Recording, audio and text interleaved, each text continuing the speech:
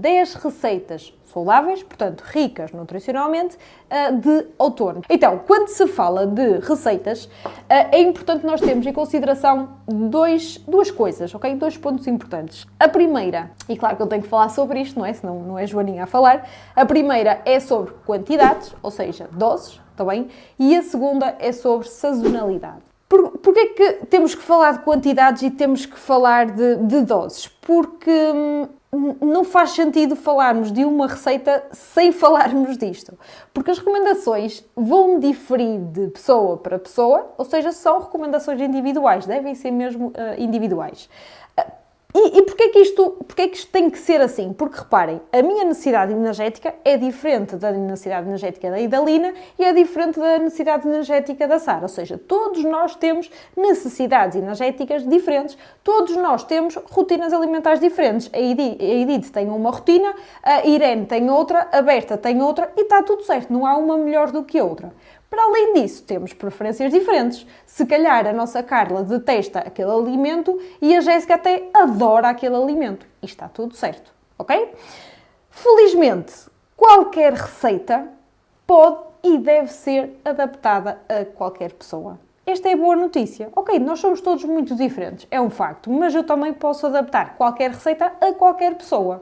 E depois o segundo ponto é, e às vezes deixamos um bocadinho, não é de parte, mas acabamos às vezes por nos esquecer dele, e que nós devemos ter em consideração que é a sazonalidade. Nós sabemos que é comum encontrarmos uma grande variedade de frutas, grande variedade de legumes, grande variedade de hortaliças nos supermercados, portanto, existe muita coisa, existe muita oferta. Porém, muitos desses alimentos são colhidos, não é, fora da época deles e passam por diversas intervenções para chegarem aos nossos supermercados de forma minimamente apresentada, não é?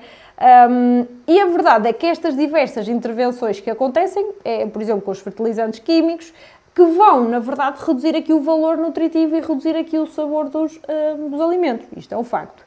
Já os alimentos sazonais, ok? Os alimentos sazonais já são escolhidos de acordo com a sua época, não é? De colheita natural, em que a natureza produz a fruta sem necessidade de intervenção tecnológica, não é? E vai assegurando a qualidade nutricional do alimento, grande concentração de nutrientes e o uso muito reduzido de pesticidas e conservantes. Nós vamos precisamente falar sobre alimentos do outono, portanto, desta época.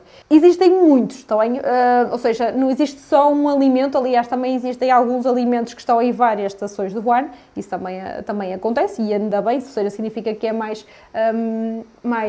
disponível em mais meses durante o ano. Portanto, existem mesmo muitos, desde abóbora, agrião, aipo, alface, alho francês, amêndoa, avelã, batata doce, que é maravilhosa, aliás, é tudo maravilhoso, brócolos, castanha, cenoura, couve galega, existem tantos alimentos e esta é a parte boa, que é, nós às vezes dizemos, parece que me falta aqui qualquer coisa a nível de diversidade, parece que estou sempre a comer a mesma coisa, não tenho criatividade. E uma das coisas que nós podemos fazer é olhar para, foi exatamente o que eu fiz para construir esta aula, foi olhar para os alimentos desta época, neste caso do outono, e pensar o que é que eu posso fazer com estes alimentos, que receitas é que eu posso fazer com estes alimentos que são típicos desta época. Então o que é que nós vamos fazer? Ok, eu vou-vos dar aqui 5 receitas de refeições principais,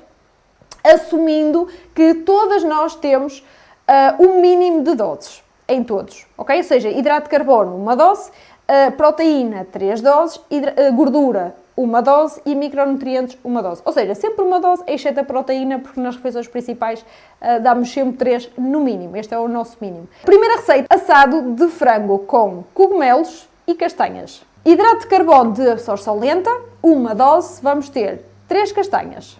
Ok? Uma dose de hidrato de carbono de absorção lenta. Depois, aqui a nossa proteína, vamos pensar em 3 doses, portanto, que é o nosso mínimo de refeições principais, e vai corresponder aqui a 90 gramas de frango cru, tá? Depois, a nossa gordura, uma dose, uma colher de sopa de azeite, e depois temos aqui os micronutrientes, e eu decidi colocar aqui 2. Se uma dose são 125, mas eu estou a colocar 2 alimentos para a mesma dose, então eu tenho que, ok, uma dose são 125, se eu quero colocar 2 alimentos, eu vou ter que fazer metade. 62 gramas, por exemplo, de tomate e as outras 62 gramas de cogumelos. Está feito. Muito simples. E está ali especiarias. Claro que sim. Pode ser qualquer o que vocês gostarem. Pode ser tomilho, pode ser esprovenço, pode ser orégãos, pode ser pimenta, o que vocês gostarem. Podem também sempre adicionar ali alho, não é? Fica sempre bem, e uma cebolinha, e fica sempre bem. Segunda receita, ovos com grão de bico, espinafres e tomate. Uma dose, 55 gramas de grão de bico cozinhado. Proteína, uma dose, desculpem, de hidratos de carbono, não é? Proteína, 3 ovos, gordura, o azeite, que é aqui as 5 gramas, e depois aqui os nossos legumes, os nossos micronutrientes. Uma dose temos 62 gramas de tomate mais 62 gramas de espinafre em folha. Ok? Tudo na frigideira, ou seja, pôr aqui o azeite, se vocês quiserem pôr aqui como opcional a cebola, o alho em pó, o pimento, os orégãos. Portanto, é o azeite e o tomate, não é? E aqui a cebola a refogar. Depois colocamos o grão de bico, já disse o azeite, colocar o grão de bico por cima e depois, no fim, é abrir os ovos por cima desta mistura e deixar cozinhar até os ovos ficarem aqui com a textura que nós queremos. Terceira receita, robalo com batata doce e couve de Bruxelas no forno. A batata doce é o hidrato de carbono de absorção lenta. Depois temos aqui o azeite, que é a mesma quantidade de antes, uma dose de 5 gramas. E depois temos aqui os micronutrientes, 125 gramas de couve de Bruxelas, que eu sei que nem toda a gente gosta.